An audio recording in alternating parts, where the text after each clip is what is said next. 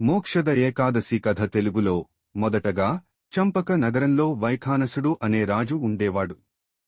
ఒకరోజు అతడు తన పూర్వీకులు నరకంలో ఇబ్బందులు పడుతున్నారని కలలో చూశాడు. ఈ విషయం తెలిసిన తరువాత రాజు బ్రాహ్మణులను పిలిచి తన కల కథనం చెప్తాడు. అక్కడి బ్రాహ్మణులు పర్వతమునిని సూచించి అతని ఆశ్రమం వద్దకు రాజును పంపించారు. రాజు ఆశ్రమానికి వెళ్లి పర్వతమునితో సలహాలు అతని పూర్వీకులను నరకం నుంచి రక్షించే మార్గం గురించి చర్చించాడు. పర్వతముని చెప్పారు, మార్గశిర మాసంలో శుక్లపక్ష ఏకాదశి రోజున మోక్షద ఏకాదశి వ్రతం పాలించడం ద్వారా పూజా ఫలితంగా పూర్వీకులు నరకం నుండి విముక్తి పొందుతారని.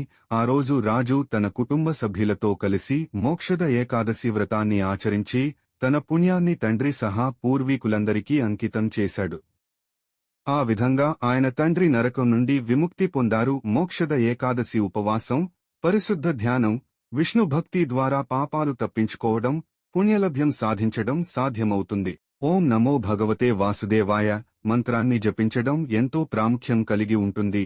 ఈ విధంగా ఈ ఏకాదశి ఉపవాసం, పూజా విధానం పూర్వీకుల త్యాగాలు మరియు మన పాపాల విమోచనకు మార్గం అందిస్తుంది.